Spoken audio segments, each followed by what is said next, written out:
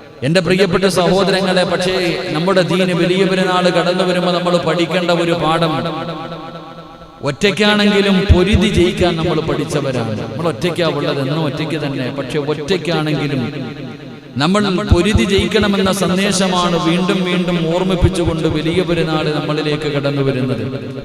നീ ഏകനാണെങ്കിലും, നിനക്ക് ആൾബലമില്ലെങ്കിലും, നിനക്ക് ആയുധമില്ലെങ്കിലും, നിനക്ക് അധികാരമില്ലെങ്കിലും, നീ വലിയ ശക്തനൊന്നുമല്ലെങ്കിലും, നീ എങ്ങനെയും പൊരുതി ജയിക്കണമെന്നുള്ള സന്ദേശം നൽകുന്നതിന് വേണ്ടിയാണ് ഓരോ വർഷവും വലിയ പെരുന്നാൾ നമ്മളിലേക്ക് കടന്നു വരുന്നത്.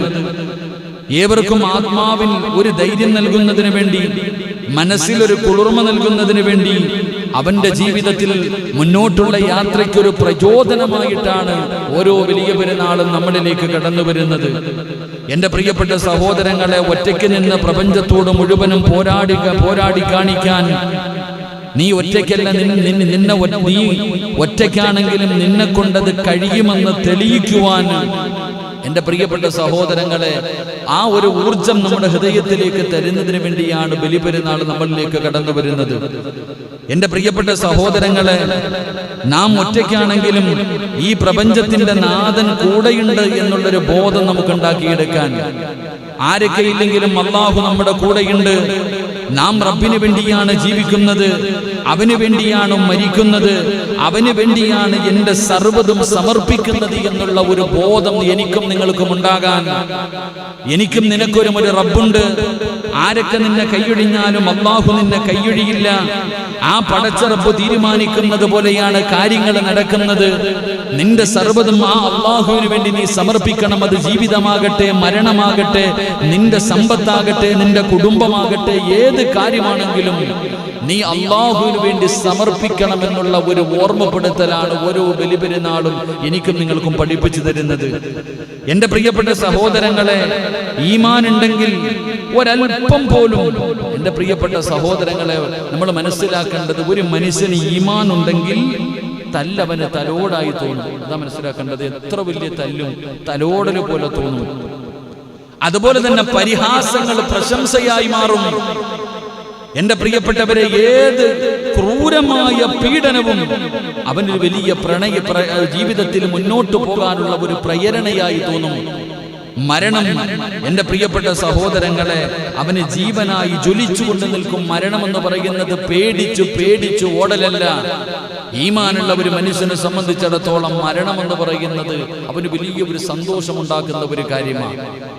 എന്റെ പ്രിയപ്പെട്ടവരെ, കാര്യങ്ങൾ വർഷത്തിൽ ഒരിക്കൽ മാത്രമാണ് ഇത് ഓർമ്മപ്പെടുത്തുന്നത്. ബലിപെരുന്നാൾ ഇത് ഓർമ്മപ്പെടുത്താനാണ് നമ്മളിലേക്ക് കടന്നു വരുന്നത്.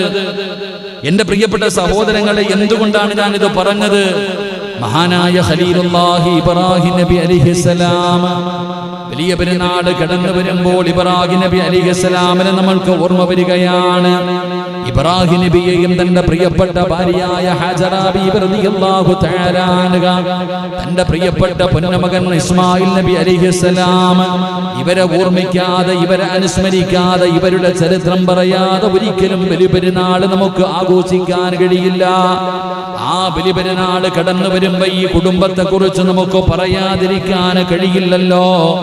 ആ ഇബ്രാഹിം നബി അലൈഹിസ്സലാം തന്റെ ജീവിതം കൊണ്ട് തെളിയിച്ചു തരികയാണ്, ഞാൻ ഒറ്റയ്ക്കാണെങ്കിലും പടച്ചവനെ, എല്ലാവരും എനിക്കെതിരാണെങ്കിലും എന്റെ കൂടെ പടച്ചറപ്പുണ്ടല്ലോ. ആ അള്ളയുണ്ടെങ്കിൽ പിന്നെ എനിക്കെന്തിനാ പേടി വേണ്ടത്? ഞാൻ എന്തിനാണ് പേടിക്കേണ്ടത്? എന്റെ പ്രിയപ്പെട്ടവരെ, നിങ്ങൾ ഇബ്രാഹിം നബി അലൈഹിസ്സലാമിന്റെ ചരിത്രം എടുത്തു നോക്ക്. ആ ഇബ്രാഹിം നബിയാണല്ലോ ബലിപെരുന്നാൾ കടന്നു വരുമ്പോൾ ഞാൻ നിങ്ങളെ അനുസ്മരിക്കുന്ന ഇബ്രാഹിം നബി അലൈഹിസ്സലാം അവിടെ നിന്ന് ജനിച്ചപ്പോൾ തന്നെ നമ്രൂദിൽ നിന്ന് രക്ഷപ്പെടാൻ 15 മാസക്കാലം ഗുഹയ്ക്കകത്ത് ഒറ്റയ്ക്കിരുന്ന പ്രവാചകനാ മഹാനായ ഖലീലുല്ലാഹി ഇബ്രാഹിം നബി അലൈഹിസ്സലാം. എന്റെ പ്രിയപ്പെട്ടവരെ, ഇബ്രാഹിം നബിയുടെ ചരിത്രം നിങ്ങൾ വായിച്ചു നോക്ക്. ജനിച്ചപ്പോൾ തന്നെ 15 മാസക്കാലം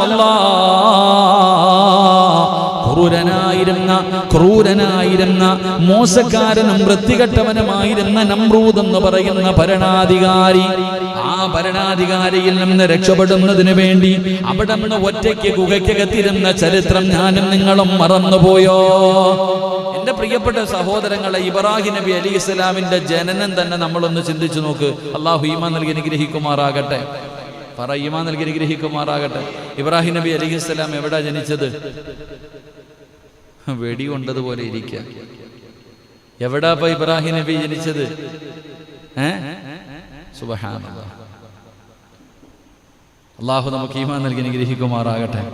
ചരിത്രം പറയുന്ന ഇബ്രാഹിം നബി അലൈഹിസ്സലാമിന്റെ ജനനം തന്നെ ഗുഹയ്ക്കകത്തായിരുന്നു. 15 മാസത്തോളം അതിനകത്താ കഴിഞ്ഞത് എന്ന് ചരിത്രം പഠിപ്പിക്കുകയാണ്. അവിടുന്ന് ചരിത്രം പറയുകയാണ്, അല്ലാഹുവിന്റെ റസൂൽ സല്ലല്ലാഹു അലൈഹി വസല്ലമ തങ്ങൾ പറയുന്ന ചെറുപ്പത്തിൽ തന്നെ പോരാട്ട വീര്യമുണ്ടായിരുന്ന പ്രവാചകനാ ഇബ്രാഹിം നബി അലൈഹിസ്സലാം. ബാബിലോണിയയിലെ കൊട്ടാരത്തിന്റെ അടുത്ത് പൂജാരിയുടെ വീട്ടിൽ താമസിച്ചിട്ടും അവിടെ നിന്ന് ബഹുദൈവ ആരാധനയോട് ഒറ്റയ്ക്ക് പൊരുതിയ മനുഷ്യനാണ് ഇബ്രാഹിം നബി അലൈഹിസ്സലാം. എന്റെ പ്രിയപ്പെട്ടവരെ, തന്റെ അനുയായികളും തന്റെ കുടുംബക്കാരും എല്ലാവരും വിഗ്രഹങ്ങൾ ആരാധിക്കുന്നത് കണ്ടു. എല്ലാവരും വിഗ്രഹങ്ങൾ ആരാധിക്കുന്നത് കണ്ടിട്ട് പോലും തന്റെ കുടുംബത്തിലെ പിതാവാണ് വിഗ്രഹമുണ്ടാക്കുന്നത്. ആ കുടുംബത്തിൽ കഴിഞ്ഞിട്ട് പോലും പടച്ചവനെ ഇബ്രാഹിം നബി അലൈഹിസ്സലാം അവിടെ നിന്ന് ഏകദൈവ വിശ്വാസത്തിന്റെ പേരിൽ ഇതൊന്നും ശരിയല്ല, ഇതൊന്നും റബ്ബല്ല, വേറെ ഒരു റബ്ബുണ്ടെന്ന് പറഞ്ഞിട്ട് പോരാട്ടം നടത്തിയത് ചെറുപ്പത്തിലാണ്. അല്ലാഹുവിന്റെ വിശുദ്ധമായ ഖുർആൻ പറയുകയാണ്, വലഖദ് ആതൈനാ ഇബ്രാഹീമ റുസ്തഹു മിൻ ഖബൽ വകുന്നാ ബിഹി അലിമീൻ. ഇബ്രാഹിം നബി അലൈഹിസ്സലാം ചെറുപ്പകാലം മുതലേ പോരാട്ട വീര്യങ്ങൾ നടത്തുകയാണ്. ബഹുദൈവ വിശ്വാസത്തിന്റെ എതിരായി ആ ചെറുപ്പം മുതലേ പോരാട്ടം നടത്തുകയാണ്. എന്റെ പ്രിയപ്പെട്ടവർ, അവിടെ ഇബ്രാഹിം നബിയുടെ ചരിത്രം എടുത്തു നോക്ക്. അവസാനം അല്ലാഹ് വിഗ്രഹങ്ങളെ മുഴുവനും തകർത്ത് തരിപ്പണമാക്കി. അവസാനം നംനൂർ എന്ന് പറയുന്ന ഭരണാധികാരികളുടെ കിങ്കരന്മാർ ഇബ്രാഹിം നബി അലൈഹിസ്സലാമിനെ അവിടുന്ന് ചെറുപ്പത്തിൽ തന്നെ പിടിച്ചു കൊണ്ടുപോയി. അവസാനം പടച്ചവനെ ഭയാനകമായ തീക്കുണ്ടാരമുണ്ടാക്കുകയാണ്. ആകാശത്തിന്റെ മുകളിലൂടെ പറന്നു പോകുന്ന പറവകൾ പോലും അവിടുന്ന് കരിഞ്ഞു വീഴുന്ന രീതിയിൽ ഭയാനകമായ തീക്കുണ്ടാരമുണ്ടാക്കിയിട്ട് ഇബ്രാഹിം നബി അലൈഹിസ്സലാമിന് അതിനകത്തേക്ക് വലിച്ചെറിയാ തയ്യാറെടുക്കുമ്പോ ആ നമ്രൂദിന്റെ തീക്കുണ്ടാരത്തിലേക്ക് ഇബ്രാഹിം നബിയെ വലിച്ചെറിഞ്ഞതും ഒറ്റയ്ക്കായിരുന്നു സഹോദരാ. ആ സമയത്ത് ഇബ്രാഹിം നബി പറഞ്ഞതെന്തെന്നറിയുമോ? ലമ്മാ അൽഖാ ഇബ്രാഹിമു ഫിന്നാർ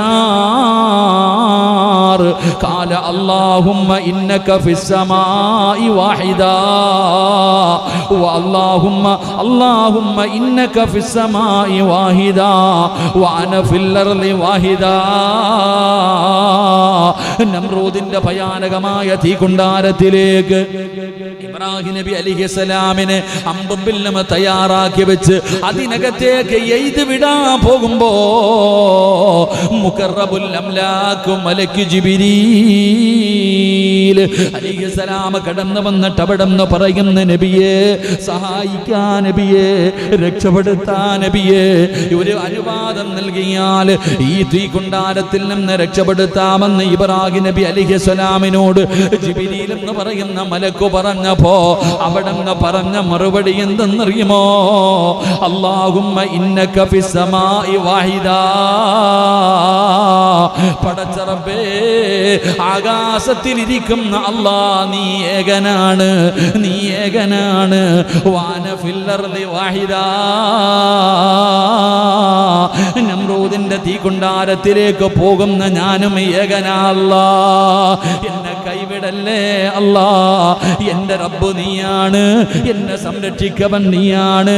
പടച്ചവനെ, നമ്രൂദിന്റെ തീക്കുണ്ടാരത്തിലേക്ക് കടന്നു പോകുമ്പോഴും അതാ ഈമാൻ എന്ന് പറഞ്ഞാൽ, അതാണ് യഖീൻ എന്ന് പറഞ്ഞാൽ, അല്ലാഹ് ഹൃദയത്തിന്റെ അകത്ത് കയറി കഴിഞ്ഞാൽ പടച്ചവനെ ഏത് കൊടിയ പീഡനമുണ്ടല്ലോ, എത്ര വലിയ പീഡനങ്ങളാണെങ്കിലും അവന്റെ ജീവിത ജീവിതത്തിലൊരു ചലനമില്ല, അവന്റെ ഈമാനിലൊരു മാറ്റമില്ല, അവന്റെ വിശ്വാസത്തിലൊരു മാറ്റമില്ല.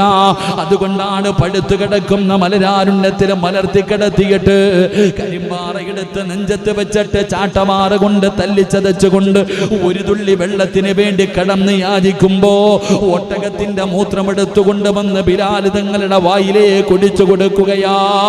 ഇവിടെ കിടന്ന് ചാകട എന്ന് പറഞ്ഞ് മദീനയുടെ തെരുവിലൂടെ കഴുത്തിൽ ചങ്ങലയിട്ട് വലിച്ചിട്ട് അതാ തെരുവിലൂടെ വലിച്ചിടച്ചുകൊണ്ട് നടക്കുമ്പോഴും ബിലാൽ റളിയല്ലാഹു തആല എന്തിനാ ഇങ്ങനെ പീഡിപ്പിച്ചതെന്നറിയുമോ? എന്തിനാണ് ഇങ്ങനെ ചെയ്തതെന്നറിയുമോ?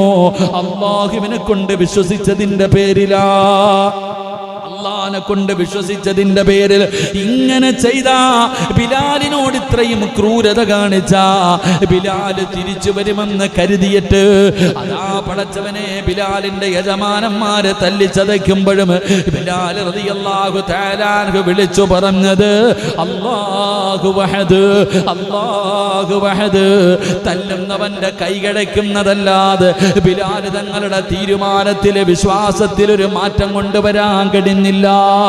എന്റെ പ്രിയപ്പെട്ടവരെ, പീഡനങ്ങള് എത്ര വലിയ ക്രൂര പീഡനങ്ങളാകട്ടെ, നമ്രൂദിന്റെ കണ്ണിലാ ഇബ്രാഹിം നബിയുടെ കണ്ണിന്റെ മുന്നിൽ കാണുന്ന തീയുണ്ടല്ലോ, അതിന്റെ മുകളിലൂടെ പറന്നു പോകുന്ന പറവകൾ പോലും കരിയുകയാണ്. അത്രയും ഭയാനകമായ തീക്കുണ്ടാരത്തിലേക്ക് മഹാനായ ഖലീലുല്ലാഹി ഇബ്രാഹിം നബി അലൈഹിസ്സലാമിനെ വലിച്ചെറിയാ തയ്യാറാകുമ്പോ ഇബ്രാഹിം നബി പറയുന്നു, അല്ലാ നീയും ഏകനാണ്, ആകാശത്തിലുള്ള നീ ഏകനാണ്.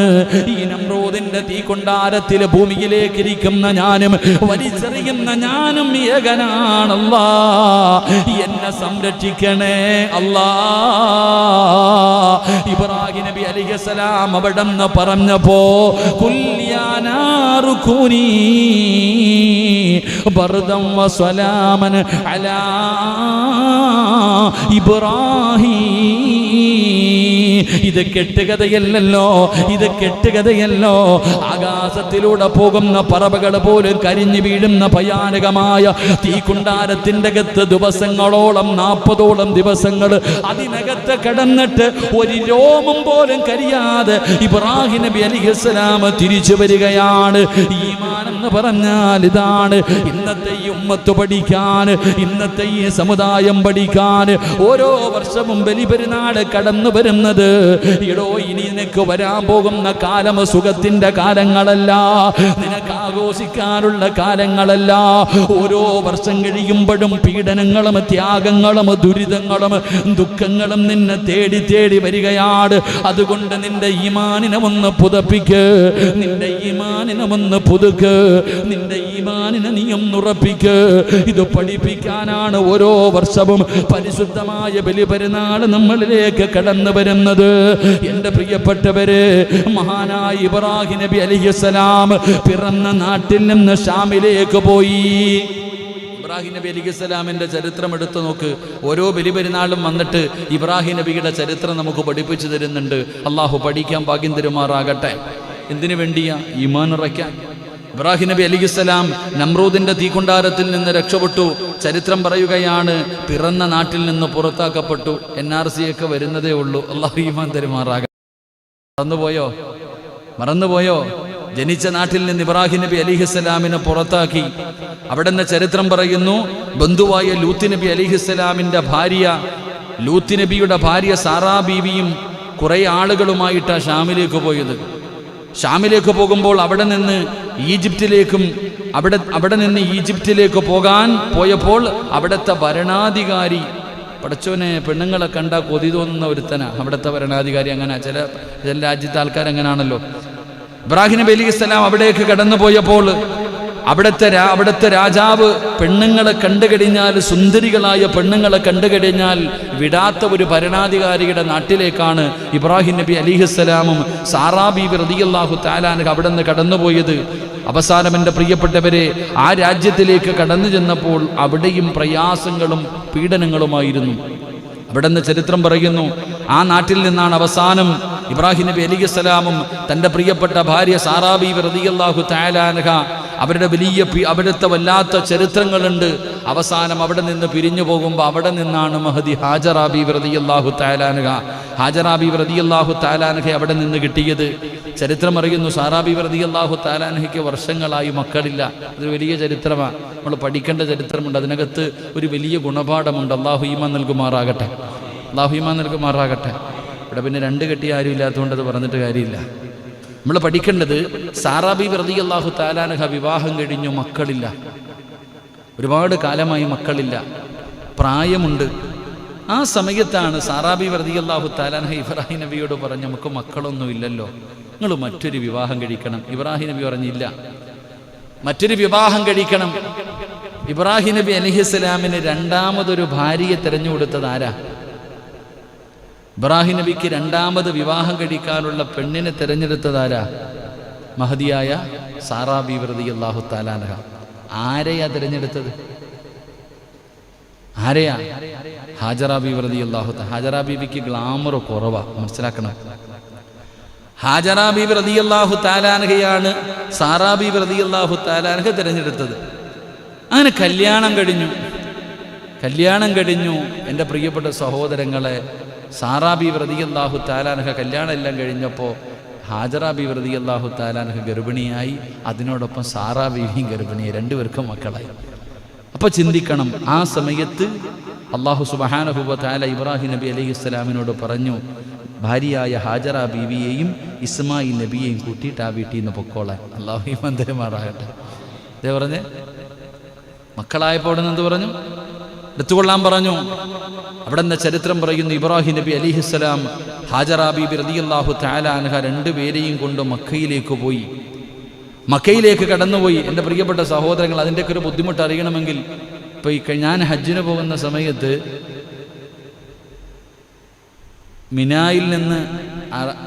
മിനായിൽ ഇങ്ങനെ താമസിക്കുന്നത് കാരണം ഒന്ന് പോയി നമ്മൾ പോയിട്ട് തവാഫ് ചെയ്താലല്ലേ തഹല്ലുലാകാൻ പറ്റും. അപ്പോൾ നമ്മുടെ ഗ്രൂപ്പിലുള്ളവരെല്ലാവരും ഒരുമിച്ച് പോകത്തുള്ളൂ. അപ്പം അങ്ങനെ ഒരു സാഹചര്യത്തിൽ ഞാനും ഇപ്പോൾ CM വലിയുള്ളാഹി മക്കാമിൽ, മടവൂർ മക്കാമിൽ ജോലി ചെയ്യുന്ന മഹാനായ പാറന്നൂർ ഉസ്താദ്, അല്ലാഹു ഉസ്താദിൻ്റെ ഖബറിടം വിശാലാക്കി കൊടുക്കുമാറാകട്ടെ, അദ്ദേഹത്തിൻ്റെ മകൻ, ഞങ്ങൾ രണ്ടുപേരും കൂടെ തീരുമാനിച്ചു പോയി ഒന്ന് കഅബയിൽ പോയിട്ടൊന്ന് തവാഫ് ചെയ്ത് വരാം. കാരണം അത്ര ദൂരം ഒറ്റയ്ക്ക് പോകണം. അവസാനം ഞങ്ങൾ രണ്ടുപേരും കൂടെ ഇങ്ങനെ കാര്യങ്ങളൊക്കെ തീരുമാനിച്ചിട്ട് വൈകുന്നേര സമയത്തൊരു മഗ്രിബൊക്കെ കഴിഞ്ഞു. അപ്പോൾ ഇങ്ങനെ ഒരാൾ പറഞ്ഞു, ആ കാണുന്ന നടന്ന ഒരു പാലം കാണിച്ചെന്ന്, ആ പാലത്തിൻ്റെ മുകളിൽ കയറി കഴിഞ്ഞാൽ വണ്ടി കിട്ടുമെന്ന്. സുബ്ഹാനല്ലാഹ്. ഞങ്ങൾ രണ്ടുപേരും കൂടെ അവിടെ പോയി നിന്നപ്പോൾ ഒരു ബസ് വന്നു. അവസാനം ആ ബസ്സിനകത്ത് ഹറം എന്ന് പറഞ്ഞ് കയറ്റുമെന്ന് പറഞ്ഞ് കൊണ്ടുവിടുമെന്ന് പറഞ്ഞിട്ട് ഞങ്ങൾ രണ്ടുപേരും കൂടെ ആ ബസ്സിനകത്ത് കയറി. അല്ലാഹുവേ, അവസാനം ഇങ്ങനെ നോക്കുമ്പോൾ വേറെ ആരുമില്ല, ഞങ്ങൾ രണ്ടുപേരും മാത്രമേ ഉള്ളൂ. ബസ് ഇങ്ങനെ പോവാ. പാകെ നോക്കുമ്പോൾ ക്ലോക്ക് ടവർ മാത്രം കാണാം, വേറെ ഒന്നും കാണുന്നില്ല. സത്യം പറഞ്ഞാൽ ആ വണ്ടി പോകുന്ന റോഡ് മനസ്സിലാക്കുമ്പോൾ തന്നെ അറിയാം അത് ഹറമിലേക്കല്ല പോകുന്നത്. ഞങ്ങൾ രണ്ടുപേരും ഇഹ്റാമിൻ്റെ വസ്ത്രത്തിൽ ഹാജിമാരാ. അവസാനം എൻ്റെ പ്രിയപ്പെട്ടവർ, ഇപ്പം തന്നെ ഈ പോക്കും രംഗമൊക്കെ കണ്ടപ്പോൾ മനസ്സിലായി അത്ര നല്ല ഒരു സാഹചര്യമല്ല എന്ന്. സത്യം പറഞ്ഞാൽ കയ്യിലുണ്ടായിരുന്ന പൈസയിൽ നിന്നൊരല്പ പൈസ എടുത്ത് ഞാൻ മാറ്റിവെച്ചു. കാരണം എനിക്ക് കാര്യം മനസ്സിലായി. ഒരല്പം പൈസ എടുത്ത് ഞാൻ മാറ്റിവെച്ചു. എൻ്റെ പ്രിയപ്പെട്ടവർ, അവസാനം ആ ഹജ്ജിന് പോയി ഇഹ്റാം കെട്ടിയിരുന്ന ഹാജിയാക്കന്മാരായ ഞങ്ങൾ രണ്ടുപേരെയും കൊണ്ട് വഴി നിർത്തിയിട്ട് നമ്മുടെ കയ്യിലിരുന്ന പൈസ പിടിച്ചു വാങ്ങിയിട്ട് ഇറക്കി വിട്ടു. ഇതൊരു അനുഭവമാണ്, പഠിക്കണം. ഞങ്ങൾ രണ്ടുപേരെയും ഉണ്ടായിരുന്ന പൈസ മുഴുവൻ, ആ ഒരു പൈസ മാറ്റിവെച്ചത് കൊണ്ട് ഞങ്ങൾക്ക് തിരിച്ച് കഅബയുടെ മുന്നിൽ വരെ പോകാൻ പറ്റി. അവിടെ ഇറക്കി വിട്ടിട്ട് അവസാനം നമ്മൾ ഉള്ളതെല്ലാം പിടിച്ചു വാങ്ങിയിട്ട് ഇറക്കി വിടുന്നൊരവസ്ഥ. ഹജ്ജെന്ന് പറഞ്ഞാൽ വലിയ ത്യാഗമാണ്. നമ്മൾ ആലോചിക്കണം, ഒരു ഹാജിയോട് പോലുമുള്ള ചിലരുടെ പെരുമാറ്റം അതായിരുന്നു. അവസാനം ഞങ്ങൾ എന്ത് ചെയ്യണമെന്നറിയാതെ അവിടെ നിന്നു. അപ്പോൾ ഇങ്ങനൊരു വണ്ടി വന്നു, അതിൽ കൈ കാണിച്ചപ്പോൾ അവർ നല്ല മനുഷ്യൻ, ഇഹ്റാമിൻ്റെ വസ്ത്രമായതുകൊണ്ട് അദ്ദേഹം ഞങ്ങളെ കയറ്റി ഒരു സ്ഥലത്ത് കൊണ്ടുവിട്ടു. അവിടെ നിന്ന് പിന്നെ ഒരു വണ്ടി കയറി പിന്നെ എത്രയോ സഞ്ചരിച്ചാണ് ഹറമിൽ വന്നത്. രണ്ടുപേരും വലിയ മനസ്സ് വേദനിച്ചുകൊണ്ട് ഹറമിൻ്റെ മുന്നിൽ വന്ന് അൽഹംദുലില്ലാ തവാഫൊക്കെ കഴിഞ്ഞു. ഇങ്ങനെ ഇരുന്നപ്പോൾ ആ ദുഃഖത്തിന് പകരം അള്ളാഹു ഒരു സന്തോഷം തന്നു. ആ ഹജ്ജൊക്കെ തവാഫെല്ലാം കഴിഞ്ഞ് ഞങ്ങൾ രണ്ടുപേരും ഇങ്ങനെ ഇരിക്കുമ്പോൾ ഞാൻ പറഞ്ഞു, ഹജറുൽ അസ്വദ് ഞാനൊന്ന് മുത്തിയിട്ട് വരട്ടെ. അപ്പം പറഞ്ഞു, എൻ്റെ പൊന്നാര കാസിമി, ഹജ്ജിൻ്റെ സമയം പറ്റൂല. എങ്കിലും അൽഹംദുലില്ലാ ഞാൻ പോയി ഹജറുൽ അസ്വദ് മുത്തി. മുത്തിയിട്ട് തിരിച്ചു വന്ന് ഞാൻ പറഞ്ഞപ്പോൾ ഉസ്താദ് പറഞ്ഞു, എന്നാൽ നീ ഇവിടെ ഒന്ന് ഇരി, ഞാനും പോയിട്ട് വരട്ടെ. അദ്ദേഹവും പോയിട്ട് ഹജറുൽ അസ്വദ് മുത്തി. അൽഹംദുലില്ലാ തിരിച്ചു വരുമ്പോൾ ഞങ്ങൾ പറഞ്ഞു, ഒരു ദുഃഖത്തിൻ്റെ പുറകിലൊരു സന്തോഷമുണ്ട്. അൽഹംദുലില്ലാ ഒരു വലിയ പരീക്ഷണം അല്ലാഹു തന്നു.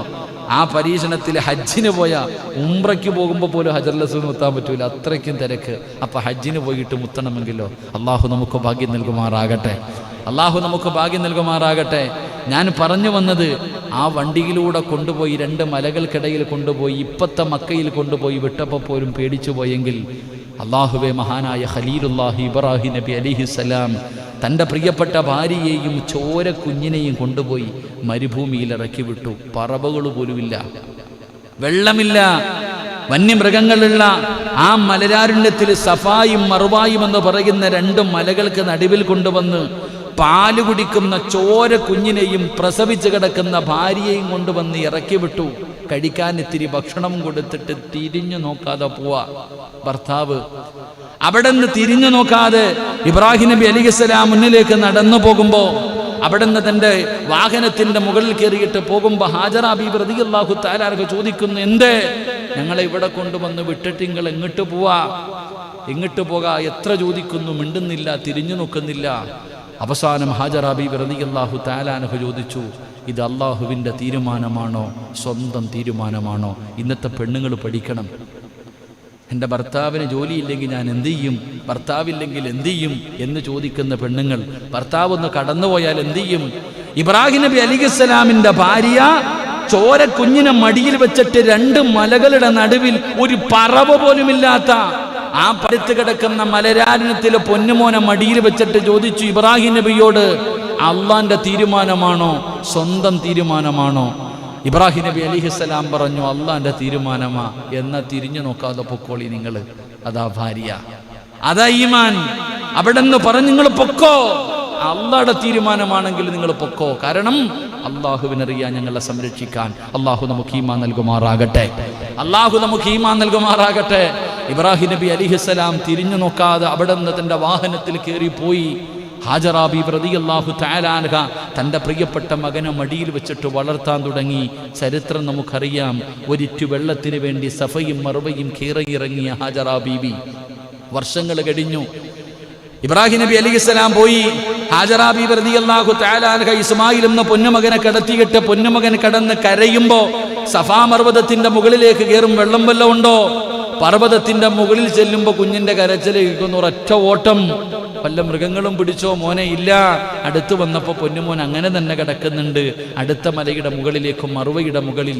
എൻ്റെ പ്രിയപ്പെട്ടവരെ, 7 പ്രാവശ്യം അങ്ങോട്ടും ഇങ്ങോട്ടും കയറി. സഫാ മറുവ, സഫാ മറുവ, ഇങ്ങനെ മറുവ സഫ, ഇങ്ങനെ തിരിഞ്ഞും മറിഞ്ഞും നടന്ന് അവസാനം എൻ്റെ പ്രിയപ്പെട്ടവരെ അവിടെ നിന്ന് മറുവ മലയുടെ മുകളിൽ ഇങ്ങനെ കയറി നിൽക്കുമ്പോൾ തൻ്റെ കുഞ്ഞിൻ്റെ കരച്ചിൽ കേൾക്കണില്ല, തൻ്റെ പൊന്നാര മകൻ്റെ കരച്ചിൽ കേൾക്കുന്നില്ല. ഹാജറ ബീബി റളിയല്ലാഹു തആല അൻഹ ഓടുകയാണ്. അല്ലാഹുവേ, തൻ്റെ മകന് താഴെ ഉണ്ട് എന്നതിൻ്റെ അടയാളമാണ് കരച്ചിൽ കേൾക്കുന്നത്. പക്ഷേ തൻ്റെ പൊന്നുമകൻ്റെ കരച്ചിൽ കേൾക്കാതെ വന്നപ്പോ എൻ്റെ പൊന്നുമോനെ വല്ലതും പിടിച്ചു തിന്നോ? പർവ്വതത്തിന്റെ മുകളിൽ നിന്ന് ഇറങ്ങി ഓടുകയാണ്. ഓടി വരുന്ന ഹാജറ ബീബി റളിയല്ലാഹു തആല അൻഹ കാണുന്നത് ഇസ്മായിൽ എന്ന പൊന്നുമകനെ വെള്ളത്തിന്റെ അകത്ത് കിടന്ന് കാലിട്ടടിച്ച് കളിക്കുകയാ. എൻ്റെ പ്രിയപ്പെട്ടവരെ, ലോകത്ത് എവിടത്തെ വെള്ളം വറ്റിയാൽ എത്ര കുടിച്ചാലും വറ്റാത്ത സംസം കിണറുണ്ടല്ലോ. ആ ഇസ്മായിൽ എന്ന് പറയുന്ന പൊന്നാര മകന് കാലിട്ടടിച്ച സ്ഥലത്ത് നിന്ന് അള്ളാഹു കൊടുത്ത വെള്ളമാണ് സംസം വെള്ളം. അള്ളാഹുവേ, ചെന്ന് മതി വരുവോളം കോരി കുടിക്കാൻ ഞങ്ങൾക്ക് ഭാഗ്യം തരണേ അല്ലാ. ആ ഇസ്മായിൽ നബി അലൈഹിസ്സലാം കാലിട്ടടിച്ച സ്ഥലത്ത് നിന്നാ വെള്ളം വന്നേ. എന്താ സംസം എന്ന് പറഞ്ഞാൽ എന്താ? എൻ്റെ പ്രിയപ്പെട്ട സഹോദരങ്ങളെ, ഹാജറ ബീബി റളിയല്ലാഹു തആല അൻഹ വെള്ളം ഇങ്ങനെ മണ്ണൊക്കെ ചേർത്ത് വെച്ചിട്ട് സംസം എന്ന് പറഞ്ഞത് മതി എന്ന് എങ്ങനെ പറഞ്ഞ വാക്ക് തന്നെ ഇന്നത് സംസമായിട്ട് മാറിയത്. അള്ളാഹു അതിനേക്കാളും വലിയ ഔഷധമില്ലല്ലോ. അള്ളാഹു നമുക്ക് ഈമാൻ നൽകുമാറാകട്ടെ. ചരിത്രം പറയുന്നു, പിന്നെ ആൾക്കാരൊക്കെ വെള്ളം വന്നു കഴിഞ്ഞാൽ പറവകൾ വരും, യാത്രക്കാർ വരും, ആൾക്കാർ താമസം തുടങ്ങി. വർഷങ്ങൾ കഴിഞ്ഞു. ഇബ്രാഹിം നബി അലൈഹിസ്സലാം തൻ്റെ പ്രിയപ്പെട്ട മകനെ കുറിച്ചുള്ള ഓർമ്മകൾ കടന്നു വന്നു. അങ്ങനെ ഇബ്രാഹിം നബി നാട്ടിലേക്ക് തിരിച്ചു വന്നു. ഇബ്രാഹിം നബി നാട്ടിൽ വാപ്പാ, അല്ലാഹു പറയുന്നതനുസരിക്കു വാപ്പാ, നമുക്ക് സ്വർഗത്തിൽ വെച്ച് കാണാം, നമുക്ക് സ്വർഗത്തിൽ വെച്ച് കാണാം. വല്ലാത്ത മറുപടിയായിരുന്നു. ഇബ്രാഹിം നബിയുടെ കണ്ണ് നിറഞ്ഞു പോയി. പടച്ചവന് അവിടുന്ന് വീട്ടിലേക്ക് കടന്നു പോവുകയാണ്. ഭാര്യയോട് പറഞ്ഞില്ല. പടച്ചവനെ, ഇബ്രാഹിം നബി പോകുമ്പോ ലഅനത്താക്കപ്പെട്ട ഇബ്ലീസ് കടന്നു വരികയാണ്. മക്കത്ത് കടന്നു ചെല്ലുമ്പോ എന്തിനാ സഹോദരാ ജംറയിൽ പോയി കല്ലെറിയുന്നത്? വെറുതെയല്ല എറിയുന്നത്. അവിടെ പോയി നിന്നിട്ട് 3 സ്ഥലങ്ങളിൽ പോയി കല്ലെറിയുന്നത് വെറുതെയല്ല. എന്തേ അതിന്റെ കാരണമെന്നറിയുമോ? മുസ്തലിഫയിൽ പോയിട്ട് പടച്ചവനെ അറഫാ ദിനത്തിന്റെ രാത്രിയായി കഴിഞ്ഞ എല്ലാവരും അതാ അസ്തമയം കഴിഞ്ഞാൽ അറഫയിൽ നിന്ന് പിന്നെ തിരക്കാണ്. എവിടേക്ക്? മുസ്തലിഫയിലെത്തണം. സുബഹിക്ക് മുമ്പേ മുസ്തലിഫയിലെത്തണം. അവിടെ പോയി താമസിക്കണം. അവിടെ നിന്ന് കല്ലെടുക്കണം. എന്നിട്ട് കൊണ്ടുപോയി എറിയാൻ. ഹജ്ജെന്ന് പറഞ്ഞാൽ എന്താ? അള്ളാഹു നമുക്ക് ഈമാൻ നൽകുമാറാകട്ടെ. ഇന്ന് പലരും വിമർശിക്കുന്നവരുണ്ട്. ഹജ്ജെന്ന് പറഞ്ഞാൽ എന്തെന്നറിയോ? ഇഹ്റാം കെട്ടുക.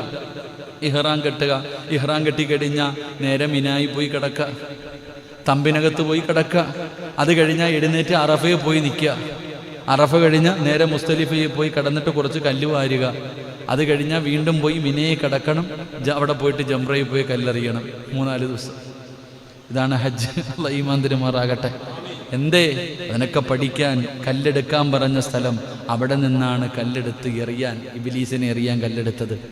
ഇബ്രാഹിം നബി അലൈഹിസ്സലാമിൻ്റെ അടുക്ക പോയിട്ട് ശൈത്താൻ പറഞ്ഞു, ചുമ്മാ നിനക്കെന്ത് വല്ല ഭ്രാന്തുണ്ടോ? മക്കളെയൊക്കെ വെട്ടിക്കൊല്ല, ദുസ്വപ്നങ്ങൾ വല്ല ഇങ്ങനത്തെ സ്വപ്നങ്ങളല്ല, പോടാ. ഹജറാ ബീവിയുടെ അടുത്ത് പോയി, ഉമ്മാൻ്റെ അടുത്തും പോയി, വാപ്പാൻ്റെ അടുത്തും പോയി. അപ്പോൾ അവർ കല്ലെറിഞ്ഞ് ഓടിച്ചതിൻ്റെ സ്മരണയിലാണ് അവിടെ കല്ലെറിയുന്നത്. ചരിത്രം പറയുന്നു, അവസാനം ഉമ്മാനോട് അറിഞ്ഞില്ല, നല്ല കുളിപ്പിച്ച് നല്ല വസ്ത്രമൊക്കെ ധരിപ്പിച്ച് പൊന്നുമോനെ വിടുക, പള്ളി നിസ്കരിക്കാൻ വിടുന്ന പോലെ. എൻ്റെ പ്രിയപ്പെട്ട സഹോദരങ്ങളെ, ഇബ്രാഹിം നബി തൻ്റെ പൊന്നുമകനായി കടന്നു പോകുമ്പോൾ ചരിത്രം പറയുകയാണ്, കൊതി തോന്നാറുണ്ട്. അള്ളാഹു നമുക്ക് അങ്ങനെയുള്ള മക്കളെ നൽകുമാറാകട്ടെ. ആമീൻ പറ. അള്ളാഹു അങ്ങനെയുള്ള മക്കളെ നമുക്ക് നൽകുമാറാകട്ടെ. പടച്ചോനെ, നമ്മുടെ മക്കളുടെ കാര്യം വലിയ കഷ്ടപ്പെട്ടാ. നമ്മുടെയൊക്കെ മക്കളുടെ കാര്യം മൊബൈലിൻ്റെ മക്കളായി പോയി. അള്ളാഹു കാക്കുമാറാകട്ടെ. എത്ര വലിയ ദുൽമെന്നറിയോ? അള്ളാഹുവെ, എത്ര വലിയ ദുൽമാണ്. ഈ ഓൺലൈൻ ക്ലാസ് വന്നതോടുകൂടി കൊച്ചുകുട്ടികൾ മൊബൈലിൻ്റെ അടിമകളായിപ്പോയി. സുബ്ഹാനല്ലാഹ്. നമ്മുടെ മക്കളൊക്കെ എവിടെ എത്തുമെന്നൊരു പിടിയും കിട്ടണില്ല. നമ്മുടെ മക്കളുടെയൊക്കെ അവസ്ഥ എന്താണെന്ന് അറിയാൻ കഴിയുന്നില്ല. കൊച്ചുകുട്ടികൾ വല്ലാതെ ചിന്തിക്കുന്നു. സുബ്ഹാനല്ലാഹ്. വലിയ ഞാൻ എൻ്റെ ജീവിതത്തിൽ ഇത്രയും നാൾ ഞാനിങ്ങനെ അത്ഭുതപ്പെട്ടു പോയി. എൻ്റെ ജീവിതത്തിൽ ഇത്രയും വർഷത്തിനിടയിൽ ഞാൻ യൂട്യൂബിൽ കയറിയിട്ടൊന്നും ഡൗൺലോഡ് ചെയ്തിട്ടില്ല. എനിക്കറിയില്ല എങ്ങനെ ചെയ്യേണ്ടത്. വല്ലാഹി സത്യം. എൻ്റെ ഇത്ര വർഷത്തിൻ്റെ ഇടയിൽ ഞാൻ ഇന്ന് വരെ, ഈ നിമിഷം വരെ എന്തുണ്ടെങ്കിലും സുൽഫിയ എനിക്ക് ചെയ്തു തരിക. എനിക്ക് യൂട്യൂബിനകത്ത് കയറിയിട്ടൊരു ഫോട്ടോ, അല്ലെങ്കിൽ ഫേസ്ബുക്കിൽ കയറിയിട്ട് ഒരു ഫോട്ടോ എങ്ങനെയാണ് ഡൗൺലോഡ് ചെയ്തെടുക്കേണ്ടതെന്ന് പോലും എനിക്കറിയില്ല. ഞാനത് പഠിച്ചിട്ടില്ല. ഇന്ന് രാവിലെ ഞാൻ നോക്കുമ്പോൾ വൈഫും മകനും കൂടെ വല്ലാത്ത വഴക്ക്. എന്തേ കാരണം എന്ന് ചോദിച്ചപ്പോൾ അവൻ യൂട്യൂബിനകത്ത് നിന്നെങ്ങാണ്ട് ഒരു ഗെയിം ഡൗൺലോഡ് ചെയ്തിട്ടിരിക്കുക, അത് ഡിലീറ്റ് ചെയ്തതിൻ്റെ പേരിലുള്ള വഴക്ക. ഞാൻ നോക്കുക, അത്ഭുത. അവൻ പോലും പഠിച്ചിരിക്കുക. ഞാനിങ്ങനെ ചിന്തിച്ചു പോയി, റബ്ബേ എന്താന്ന്. 7 വയസ്സ്, ഇന്നലെ അവന് 7 വയസ്സ് തികഞ്ഞു. അല്ലാഹു സുബ്ഹാനഹു വ തആല അല്ലാഹു അവനെ സ്വാലിഹായ സന്താനങ്ങളിൽ അല്ലാഹു പെടുത്തുമാറാകട്ടെ. അവൻ പോലും കയറിയിട്ട് ഡൗൺലോഡ് ചെയ്ത് വെച്ചിരിക്കുക.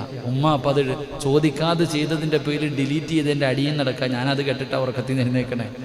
അപ്പോൾ ഞാനിങ്ങനെ ചിന്തിച്ചു പോയി, പടച്ചവൻ എന്താന്ന് നമ്മുടെ മക്കളുടെ അവസ്ഥ എന്ന് പറഞ്ഞാൽ ഇനി എന്താകും? അല്ലാഹു ആലം. പണ്ടൊക്കെ മൊബൈൽ വേണമെങ്കിൽ ഉമ്മാടെയും വാപ്പാടെയും പുറകെ നടന്നിട്ട് ഒരിത്തിരി നേരം കിട്ടും ഗെയിം കളിക്കാൻ.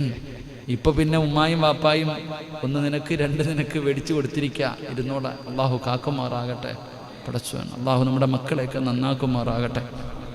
എന്താവുമെന്നറിയില്ല. ഒരു കാലം വരും, ആ കാലത്തൊക്കെ ഖിയാമത്ത് നാളാകുമ്പോൾ ഇതിനപ്പുറം ആകുന്ന അള്ളാഹു കാത്തുരക്ഷിക്കുമാറാകട്ടെ. ഇബ്രാഹിം നബി തൻ്റെ പൊന്നുമകനെ അറക്കാൻ കൊണ്ടുപോകുന്ന ചരിത്രമൊക്കെ നമുക്കറിയാം. എങ്കിലും ഒരു ഓർമ്മപ്പെടുത്തൽ. വാപ്പ മകനെയും കൊണ്ട് പോകുന്ന രംഗം കയറും പിടിച്ച്, ഇതൊക്കെ വെറും കെട്ടുകഥയൊന്നുമല്ലല്ലോ. തൻ്റെ മകനെയും പിടിച്ച് കത്തിയും എടുത്തിട്ട് തൻ്റെ പൊന്നുമകനെയും പിടിച്ചുകൊണ്ട് പോകുന്ന രംഗങ്ങളൊക്കെ നമുക്കറിയാം. അതൊക്കെ വലിയൊരു പരീക്ഷണമായിരുന്നു. അവസാനം ഇബ്രാഹിം നബി അലൈഹിസ്സലാം തൻ്റെ മകൻ്റെ കഴുത്തിലേക്ക് കത്തി വെച്ചിട്ട് അറുക്കുമ്പോൾ മുറിയണില്ല. എൻ്റെ പ്രിയപ്പെട്ടവരെ, അതെന്ത് അള്ളാഹു നോക്കിയതാണ്, ഇബ്രാഹിം നബിയെ പരീക്ഷിച്ചതാ. അവിടെയും എൻ്റെ പ്രിയപ്പെട്ടവരെ ഇബ്രാഹിം നബി വിജയിക്കുകയാ ചെയ്തത്. അള്ളാഹു നമുക്ക് ഈമാൻ നൽകുമാറാകട്ടെ. ഇബ്രാഹിം നബി തൻ്റെ പൊന്നുമകൻ്റെ കഴുത്തിൽ കത്തി വെച്ചിട്ട് അറുക്കണില്ല. അവസാനം ആദം നബി അലൈഹിസ്സലാമിൻ്റെ മകൻ കൊടുത്തുവിട്ട ആടുമായിട്ട് മുഖറബുൽ അംലാഖു മലക്ക് ജിബ്രീൽ, അതും വെറുതെ ദുനിയാവിന്ന് അങ്ങോട്ട് പോയ ആട് തന്നെ. ഇവിടെ നിന്ന് അങ്ങോട്ട് കൊണ്ടുപോയ ആട് അവിടെ നിന്ന് തിരിച്ചു കൊടുത്തു വിട്ടു. ജിബ്രീൽ അലൈഹിസ്സലാം കൊണ്ടുവന്നിട്ട് അത് അറുത്തു കൊടുത്തു എന്ന് ചരിത്രം പറയുമ്പോൾ അന്ന് ആടിനെ എങ്ങാനും കൊണ്ടുവന്നില്ലായിരുന്നെങ്കിലുള്ള അവസ്ഥ ആലോചിക്കേ. ഇന്നൊരു പോത്തിനെയോ ആടിനെ അറക്കാൻ പറഞ്ഞിട്ട് വയ്യ, പിന്നെ ആ മക്കളെ അറക്കണത്. അല്ലാഹു അഅലം. ഒരു ഉദഹിയ മൃഗത്തെ വാങ്ങിയ ഒരു ആടിനെ അല്ലെങ്കിൽ ഒരു പോത്തിനെ വാങ്ങിച്ചറക്കാൻ പറയുമ്പോൾ നമ്മളിൽ പലർക്കും അതിനുപോലും മനസ്സില്ല. അല്ലാഹു അഅലം. അള്ളാഹു നമുക്ക് ഈമാൻ നൽകി അനുഗ്രഹിക്കുമാറാകട്ടെ. ഉദഹിക്ക് അറക്കുമ്പോൾ ശ്രദ്ധിക്കേണ്ട ഒരുപാട് കാര്യങ്ങളുണ്ട്. ഇപ്പം നാളെ നോക്കിക്കഴിഞ്ഞാൽ നിങ്ങൾ നോക്കിക്കോ. ഇന്ന് ഞാനിങ്ങനെ മൊബൈൽ നോക്കുമ്പോൾ ഒരു പോത്ത് കേട്ടോ, നിങ്ങൾ നാളെ ഉദഹി അറക്കുമ്പോൾ ഇതൊക്കെ ഒന്ന് ശ്രദ്ധിക്കണം കേട്ടോ. എൻ്റെ പ്രിയപ്പെട്ടവരെ, ഒരു പോത്തിന് ഹാലിളകിയിട്ട് ഒരു അംഗനവാടിയുടെ മോളിൽ കയറി നിൽക്കണ ഒരു വീഡിയോ ഉണ്ട്, നിങ്ങൾ കാണണം. അവസാനം ഫയർഫോഴ്സ് വന്നതിനെ മോളിൽ ഇതൊന്ന് ഇറക്കാൻ. മൃഗത്തെ അറക്കണ സമയം നമ്മൾ മനസ്സിലാക്കണം. പിന്നെന്ന് പറഞ്ഞാൽ ചില ചെറുപ്പക്കാർക്ക് കളിയാ. ഉളഹി അറക്കുന്ന സമയത്ത് വീഡിയോ പിടിക്കുക ഇങ്ങനെ. എന്തിന്? ഉപ്പാന് കാണിച്ചു കൊടുക്കാനല്ല, യൂട്യൂബിലിടാൻ. അള്ളാഹുവിന് വേണ്ടി ബലിമൃഗം ഇസ്ലാം ഈ ഉമ്മത്തിന് നാണം കെടുത്ത എന്ത് കിട്ടുമെന്ന് പറഞ്ഞിട്ടാണ് നോക്കി നടക്കണ മനുഷ്യന്മാര്. ഇന്നലെ ഒരു വീഡിയോ കണ്ടു. വലിയ പെരുന്നാളിന് പോത്തിനെ അറക്കുന്നവർക്ക് കാണാൻ വേണ്ടി എളുപ്പത്തിൽ പോത്തിനെ മറിച്ചിടാൻ പറ്റുന്ന ഒരു വീഡിയോ ഞാൻ എന്നിട്ട് കണ്ടില്ലേ. കഴുത്തിൽ കയറ് മുറുക്കി ഇതിലേക്കൂടെ കെട്ടിയിട്ട് വലിച്ചങ്ങിടുക. അർക്കൊന്നും വേണ്ട, തക്ബീർ പറയുന്ന ചത്താ മതിയില്ല. നരച്ചിക്ക് നമ്മൾ പൊട്ടന്മാരാന്നമാരൊക്കെ വിചാരം. സുബ്ഹാനല്ലാഹ്. പണ്ടൊരാള് കുറച്ച് അമുസ്ലിമീങ്ങളെ സഹോദരങ്ങളാ ഇറച്ചി വെട്ടാൻ വന്നത്. അപ്പോൾ ഒരാൾ ചോദിക്കുക, നിങ്ങളൊക്കെ എന്തിനാ ഉസ്താദെ ബുദ്ധിമുട്ടണേ? അവന്മാരറക്കും, അവസാനം തൊണ്ടേ കുത്തുമ്പോൾ ഒരു മുസ്ലിം മേടിച്ചു കുത്തിയാൽ പോരെയെന്ന്. അത്ര വരെ ഉള്ളൂ. ഇങ്ങനെയുള്ളവരുണ്ടല്ലോ. എൻ്റെ പ്രിയപ്പെട്ട സഹോദരങ്ങളെ, വളരെ മാന്യമായ രീതിയിൽ വേണം ഇതൊക്കെ ചെയ്യാൻ. ആദരവായ പ്രവാചകൻ നബി മുഹമ്മദ് മുസ്തഫ സല്ലല്ലാഹു അലൈഹി വസല്ലമ തങ്ങൾ പറഞ്ഞു, നിങ്ങൾ ബലിമൃഗത്തെ അറുക്കാനുള്ള കത്തി പോലും നേരത്തെ മുറിച്ചു കൂട്ടി വെക്കാനാണ് പറഞ്ഞത്. കാരണം എന്തേ? അത്രയും താമസിപ്പിക്കരുത്. ആ മൃഗത്തിനോട് കാണിക്കേണ്ട കരുണ അത് നിങ്ങൾ കാണാതെ നിങ്ങൾ നേരത്തെ കത്തി മൂർച്ച കൂട്ടി വെക്കണം. എന്തിന്? പെട്ടെന്ന് അറുക്കാൻ. ഓരോ മനുഷ്യന്മാര് ഒന്നിൻ്റെ മുന്നിലിട്ടാ മറ്റൊന്നിനെ അറക്കണത്. അള്ളാഹു കാക്കുമാറാകട്ടെ. 10-25 ആകുമ്പോൾ എൻ്റെ പൊന്നാര ചങ്ങായി ഊപ്പാട് വരും അള്ളാഹുടെ മുന്നിൽ പറഞ്ഞിട്ട്. മൃഗങ്ങൾ കൂടിക്കഴിയുമ്പോൾ എങ്ങനെങ്കിലും ഒന്ന് തീർത്താൽ മതി. എളുപ്പം വീട്ടിൽ പോകണം. പെരുന്നാൾ ആഘോഷിക്കാൻ പെണ്ണുമ്പിള്ളയായിട്ട് പോകണ്ടതല്ലേ? സെക്രട്ടറി ആയിപ്പോയി, പ്രസിഡന്റ് ആയിപ്പോയി, എന്ത് ചെയ്യാനാ? ഇന്നല്ലേ പറ്റൂ. വേണം ഇതൊക്കെ ചെയ്യാൻ പറ്റുമെങ്കിൽ നിന്നാൽ മതി, ഇല്ലെങ്കിൽ വീട്ടിൽ പോയി കിടന്നുറങ്ങ്. അങ്ങനെ വിളിച്ചില്ലെല്ലാരും. എൻ്റെ പ്രിയപ്പെട്ട സഹോദരങ്ങളെ, എങ്ങനെയെങ്കിലും ഒന്ന് തീർക്കണം. ഒന്നിൻ്റെ മുന്നിലിട്ട് മറ്റൊന്നിനെ അറുക്കുക. നിങ്ങൾ ചരിത്രം വായിച്ചു നോക്ക്. ഞാൻ എവിടെയും ഒരു ചരിത്രം വായിച്ചു, അതിൻ്റെ ഗൗരവം നമുക്കറിയാഞ്ഞിട്ടാ. എത്രയോ ഹദീസുകൾ അല്ലാഹുവിൻ്റെ റസൂൽ സല്ലല്ലാഹു അലൈഹി വസല്ലം ഉമർ ഇബ്നുൽ ഖത്താബ് റളിയല്ലാഹു തആല നോക്കുമ്പോൾ അറുക്കാനുള്ള കത്തി മൃഗത്തിൻ്റെ മുന്നിൽ വെച്ച് മൂർച്ച കൂട്ടണ്ടപ്പോൾ എന്താ പറഞ്ഞെന്ന് ഓർമ്മയുണ്ടോ? എൻ്റെ പ്രിയപ്പെട്ട സഹോദരങ്ങളെ, ചരിത്രം പറയുന്നു, മഹാനായ യാക്കൂബ് നബി അലൈഹിസ്സലാം, യൂസുഫ് നബി അലൈഹിസ്സലാമിൻ്റെ പിതാവാണ് യാക്കൂബ് നബി. തൻ്റെ മകനെ ചെറുപ്പത്തിൽ നഷ്ടപ്പെട്ടു പോയി. തൻ്റെ മകനെ കാണാനില്ലാതെ കരഞ്ഞ് കരഞ്ഞ് കരഞ്ഞ് കണ്ണിൻ്റെ കാഴ്ച ശക്തി പോലും നഷ്ടപ്പെട്ടു. അത്രയ്ക്കും കരഞ്ഞു. എന്തേ കാരണം? പല ചരിത്രങ്ങളും പറയുന്നുണ്ടെങ്കിലും സഹീഹാണോ എന്നറിയില്ലെങ്കിലും ഞാൻ വായിച്ച ഒരു ചരിത്രം പറയാം. ദാവൂദ് നബി, മഹാനായ യാക്കൂബ് നബി അലൈഹിസ്സലാം ഒരിക്കൽ ഒരു തള്ളയുടെ മുന്നിൽ വെച്ച് കുഞ്ഞിനെ അറുത്തു. മൃഗത്തെ തന്നെ അറുത്തത്, പക്ഷെ തള്ള കാണുന്ന രീതിയിൽ കുഞ്ഞിനെ അറുത്തു അത്രേ. അമ്മയുടെ മുന്നിൽ വെച്ച് തന്നെ കുഞ്ഞിനെ അറുത്തു.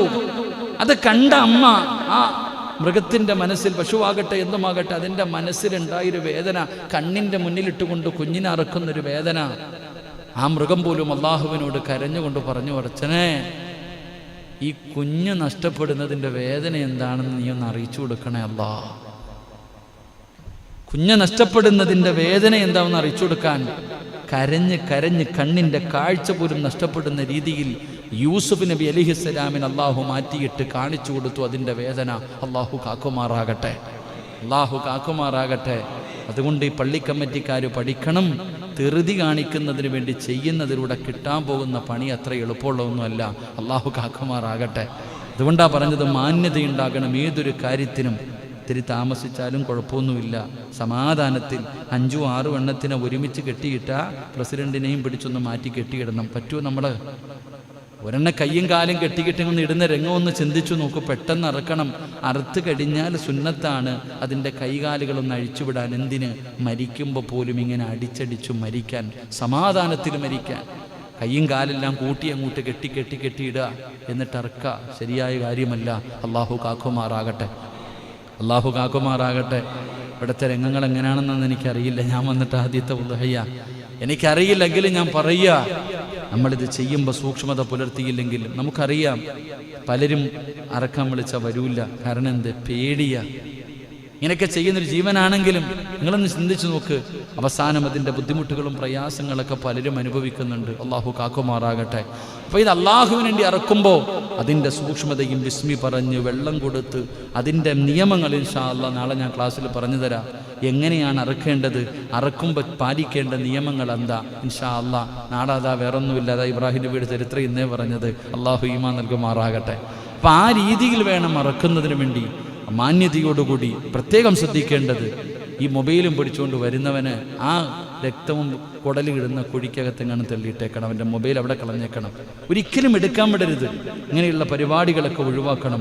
നമ്മുടെ ഉമ്മത്ത്, നമ്മുടെ ചെറുപ്പക്കാർ പഠിക്കണം. ഒരു കാരണവശാലും ഇങ്ങനെയുള്ള കാര്യങ്ങൾ പിടിച്ച് അള്ളാഹുവിന് വേണ്ടി അറക്കുന്നത് പോലും ഇങ്ങനെ കാണിക്കുന്നതിലൂടെ ഈ ഉമ്മത്തിന് നാണം കെടുത്തുക. എന്തെങ്കിലും പിഴവുകൾ വന്നുപോയാൽ അത് മറ്റുള്ളവർക്കെടുത്ത് പ്രചരിപ്പിക്കാനുള്ളൊരവസ്ഥ അള്ളാഹു കാത്തുരക്ഷിക്കുമാറാകട്ടെ. അതുകൊണ്ട് എൻ്റെ പ്രിയപ്പെട്ട സഹോദരങ്ങളെ, മഹാനായ ഖലീലുല്ലാഹി ഇബ്രാഹിം നബി അലൈഹിസ്സലാം, ആ ഇബ്രാഹിം നബി അലൈഹിസ്സലാം തൻ്റെ പൊന്നുമകൻ അറുക്കാൻ കൊണ്ടുപോകുന്ന രംഗം, കൊണ്ടുപോകുന്ന രംഗമൊക്കെ തൻ്റെ മകൻ പറഞ്ഞ മറുപടികൾ, ഇതൊക്കെ നമ്മുടെ മനസ്സിൽ നമ്മൾ വായിക്കുമ്പോൾ, നമുക്ക് കേൾക്കുമ്പോൾ നമുക്ക് വല്ലാതെ ഈമാൻ വർദ്ധിക്കണം. നമ്മുടെ ഈമാനുകൾ വർദ്ധിക്കണം. അങ്ങനെ അത് വർദ്ധിക്കുന്നതിന് വേണ്ടിയാണ് ഓരോ വർഷക്കാലത്തും അല്ലാഹു സുബ്ഹാനഹു വ തആല ഈ ബലിപെരുമാൾ ഇങ്ങനെ കടന്നു വന്ന് ഈ ചരിത്രങ്ങൾ നമുക്ക് പഠിപ്പിച്ചു തരുന്നത്. അല്ലാഹു നമുക്ക് ഈമാനിക ചൈതന്യം നൽകി അനുഗ്രഹിക്കുമാറാകട്ടെ.